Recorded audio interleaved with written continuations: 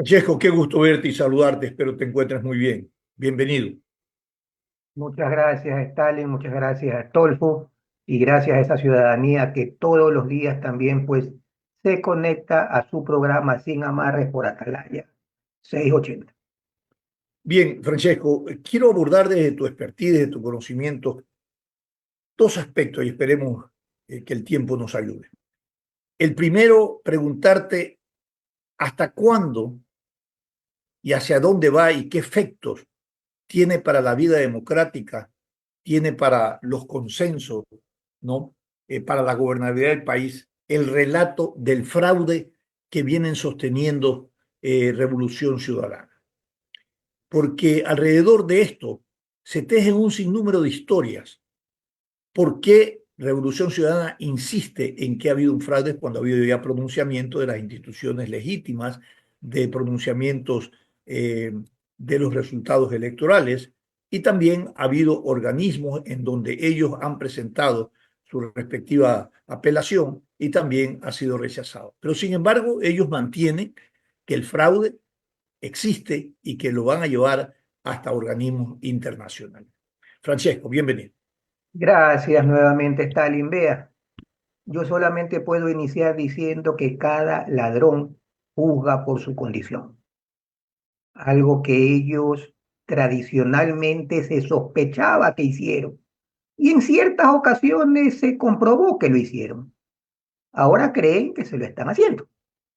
Yo creo que es darse un tiro en el pie, mi querido Stalin y Astolfo, porque yo puedo decir lo que a mí me dé la gana, pero si no tengo pruebas, y de hecho ellos no han presentado una sola prueba o al menos comprobaciones que el CNE haya determinado que son ciertas, pues, es algo hasta medio temeroso. O sea, eso te puede llevar a implicaciones de tipo legal. Incluso hoy día, pues, me llegó, pero no sé si habrá sido a manera de meme o qué, o a manera de una certificación de ellos, que supuestamente la señora Luisa había ganado con 55 y el señor Novo había perdido con 15, pero que los datos habían sido virados en el CNE, es decir, que la votación y a un 44% tenía el señor Novoa, eso le correspondía o le pertenecía a la señora Luisa. Entonces, estamos hablando de que mantener el relato de que yo sigo siendo el ganador, de que me han hecho fraude, yo creo que fue parte del lawfare que ellos mismos crearon. Y lo crearon, no creas, Stalin, el día de las elecciones, 2 o 3 semanas antes de la segunda vuelta electoral, tú comenzaste a ver chispazos que a los que hacemos algo de análisis y obviamente ustedes también que hacen investigación, te daba a pensar de que ellos ya sabían de esta derrota. Entonces, ¿qué es lo que estabas haciendo? Es aplanando el terreno para aguantar o soportar lo que se te venía.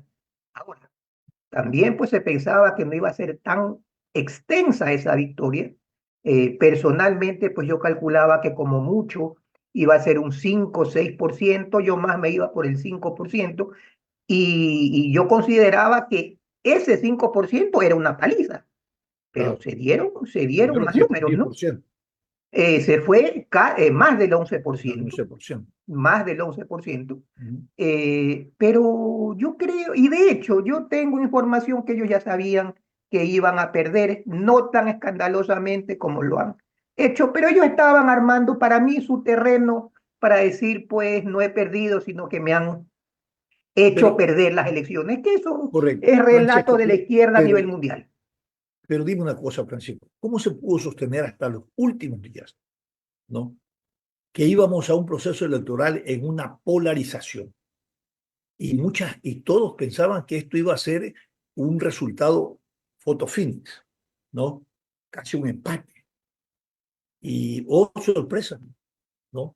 Ha habido 11 puntos de diferencia. ¿Cómo se explica que mantuvieron un relato o se mantuvo un relato hasta el final y todo el mundo un poco compró ese relato? Vea, le cuento, Stalin, que hasta Y le pregunto esto porque usted hace investigaciones, Francesco, es su yo trabajo. el día sábado antes de las elecciones del día domingo, hasta yo mismo me comí el relato, pues. Sí, A mí ¿no? me llegaron muchas informaciones de que ya estaba consolidado, que la señora Luisa ganaba con 1 a 1,5%, cosa que me pareció medio raro, porque ellos siempre hablan pues de que van a dar 5 a 10%, pero aquí hablaban de 1 a 1,5%, pero ya consolidado. Entonces, además de esto, pues por otras fuentes, pues ya voceros del correísmo eran triunfadores y hablaban de una manera feroz y en contra del gobierno actual, e incluso de parte de algunos voceros del gobierno actual, pues se veía cierto tipo de resignación y más bien petición de votos porque faltaban cierta cantidad de votos que si tú hacías clic, si daban pues al 1%, 1,5% que el correísmo decía que tenía sobre el señor Novoa. Pero después, ya después de pensar fríamente las cosas, pues uno ya comienza a decir, bueno, hasta la semana pasada, pues habían de 3 a 5% de diferencia marcada según pues las tendencias y según las encuestas propias y de compañías amigas que manejábamos.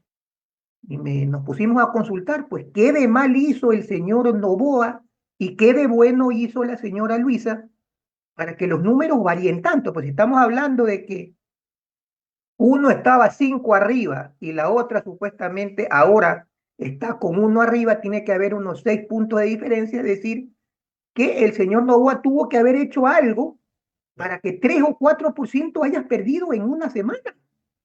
Y eso Ujú. era irreal, eso era falso, no había ningún comentario, ninguna acción que te podía llevar a tomar esto. Más bien, las últimas acciones que hizo el correísmo, yo creo que adrede, porque en algún momento el correísmo, aunque en la segunda vuelta, señores, nunca estuvo arriba la señora Luisa del señor Novoa, pero en algún tiempo sí estuvo bastante a la par. Estamos hablando de 1,5 o 2 puntos abajo, pero muy cercano a la línea de tendencia. Y tú más bien ahí veías comentarios del correísmo que le hacían bajar a la candidata. Pues, algunos colegas también llegábamos a pensar que había boicot interno. Y yo me mantengo, mi querido Stalin, eso ya es un análisis propio, que la primera implosión de la señora Luisa es desde sus mismas huestes. Ujú. Porque cuando ella subía, era como que la bajaban de la escalera. Y tú puedes ver dentro del periodo de las pocas semanas de la segunda vuelta, que cuando ella medio se estacionaba para arriba, pues habían ciertos tipos de comentarios que te mandaban al suelo. Pero ¿cuál sería el interés de Revolución Ciudadana de minar su propia estructura y generar implosiones como la que generaron? Vea, tú lo estás viendo ahorita entre los comentarios que hay de la señora Luisa con el señor Verduga, con el otro señor Verduga. Hay desacuerdos a la interna. De que ellos están cohesionados, eso es mentira, señores.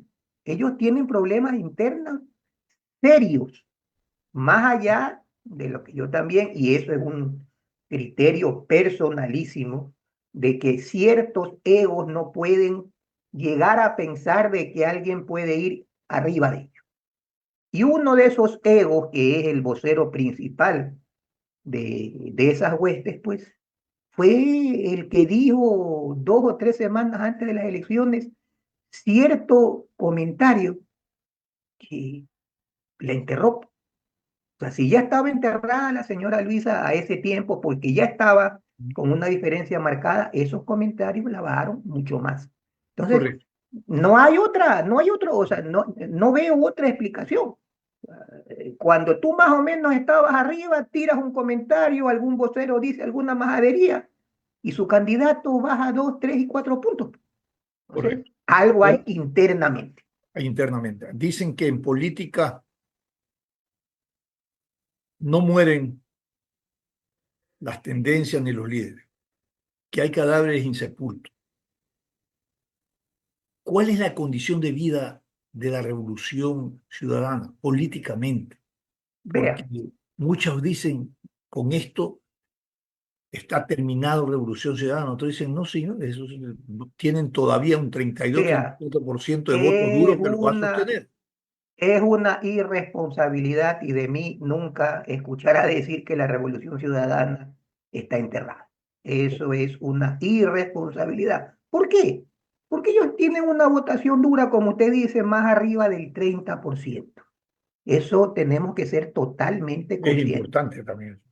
Pero por supuesto, o sea, 30% en una elección en donde no sea bipolar como fue esta primera vuelta, Ujú. que ya se sabía que todo estaba direccionado o a la señora Luisa o al señor Novoa. O sea, esta primera vuelta electoral fue atípica porque se convirtió casi en una segunda vuelta electoral. Pero en una elección típica en donde haya algún otro candidato que pudo haber sido en su momento antes de que lo descalifiquen el señor Topic, ese 30% te ponía de primero en primera vuelta y con posibilidades de ganar a segunda vuelta. O sea, tú con 30%, Stalin, te mantienes en una segunda vuelta electoral en el Ecuador, Dentro, dentro, estás pero adentro, de claro. largo. Claro. Y si es que haces una estructura buena, si haces una campaña buena, puedes llegar a ganar en primera vuelta. Ujú. Porque si tienes dos otros candidatos de diferentes mejor dicho, de tendencias similares como lo eran el señor Topich y el señor Novoa, quiebras esa parte contraria, se van a dar los márgenes de diferencia de 10 puntos, o sea, de 10 puntos con el que va ganando, y si ese que tiene más de 30%, 32%, hace una buena campaña, puede llegar a 40% y Correcto. puedes ganar en primera vuelta. Ahora, de que ese partido, si no gana en primera vuelta, no gana en segunda, esto también Bueno, tengo que tiene, decirlo frontalmente. ahora, pero es que tiene tres elecciones fallidas con esas Y tendrá características más. que tú estás analizando.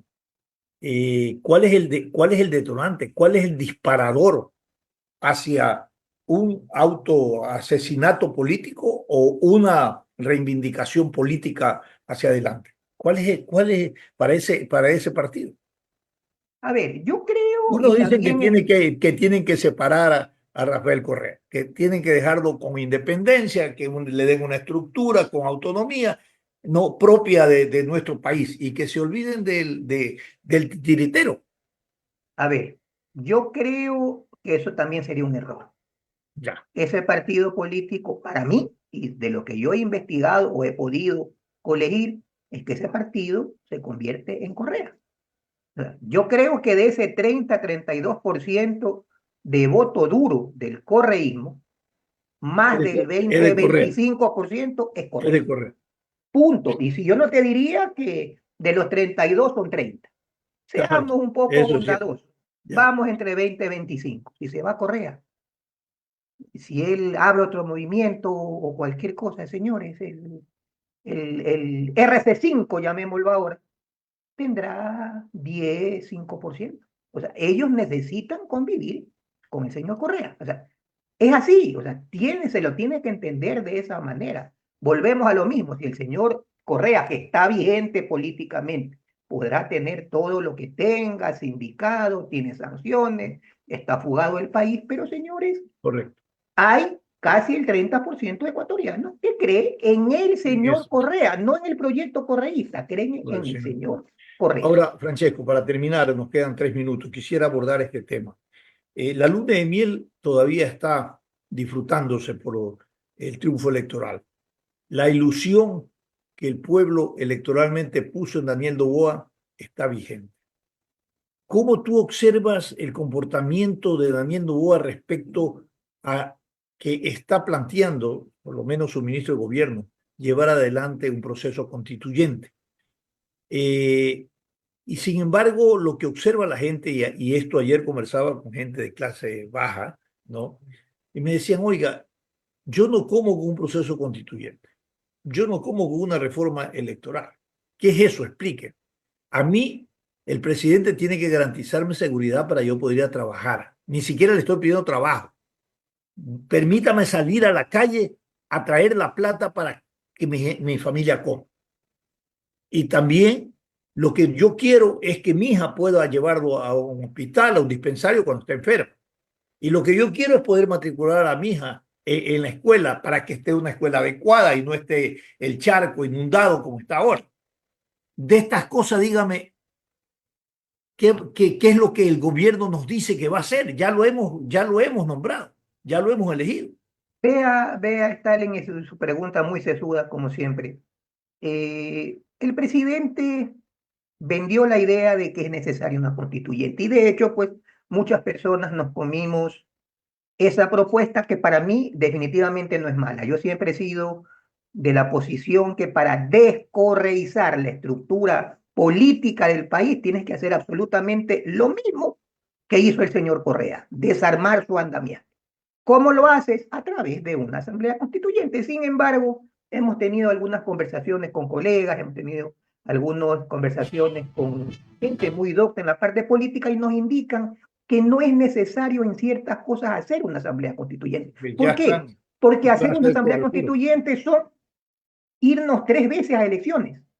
Sí. Y estamos hablando de un tiempo de un año y medio, quizás a 2 años para ver resultados. Si tú haces reformas parciales y si haces enmienda a la Constitución con una consulta popular ratificatoria, estamos hablando de una sola consulta popular y tú puedes comenzar a ver resultados a partir del 6º mes, por ejemplo. Entonces, ese tipo de cosas hay que verlas bien. Estamos hablando de que no es lo mismo que hagas 3 elecciones que te pueden costar 50, 60, 70 millones cada una, si es que no es más, a que hagas solamente una. Independiente de que ya en el ejercicio del poder de aquí a 2 años hay el desgaste natural. Y puede ser que en esa última elección donde haya que decir me gusta o no me gusta esa constituyente, pues no tengas el respaldo político que tienes al momento actual. Ese es el riesgo que se corre. Chile vivió una experiencia reciente. En Chile, ese es el ejemplo clarísimo. Y aquí ahora, Guillermo Lasso perdió una consulta, ¿no? Porque la gente era buena, por el contenido la gente de la votó consulta. en contra de él. O sea, la gente votó evaluando su gestión. Entonces, es el riesgo que puedes tener. Exactamente. ¿No? Lamentablemente, bueno, ese es el riesgo de que para nosotros una consulta popular no es voy a votar por lo que dice ese papel, porque muchas veces, y me incluyo, la gente ni lee el papel completo. La vez anterior eran 500 páginas de anexos que nadie las leyó. Pero se convirtió en ¿qué? En una popularidad o antipopularidad del candidato que propone. En ese tiempo, pues propuso el señor Lasso y no le fue bien. Muy aunque bien. Eran buenos los cambios. Esos cambios propuestos por Guillermo Lasso fueron recogidos por la Corte Constitucional en una resolución, de tal manera que ya la revisó y se puede hacer un proceso de reforma constitucional. Creo que es la vía más rápida, más expedita, tiene menos costo político, tiene menos costo económico y tiene gran valor social. Gracias. Tranquiliza a la gente, Stalin, que es lo que la gente quiere. Tranquilidad y ver resultados, no prácticamente inmediatos, pero entre 6 meses y 18 meses a 2 años, pues yo prefiero 6 meses. Francesco Aijara, consultor político, ha estado con nosotros. Gracias por tu visión, tus conceptos vertidos. A ustedes, ecuatorianos, gracias por vuestra sintonía. El día de mañana, más invitados y análisis de noticias. Felicidades. Cuídense. Gracias a todos ustedes.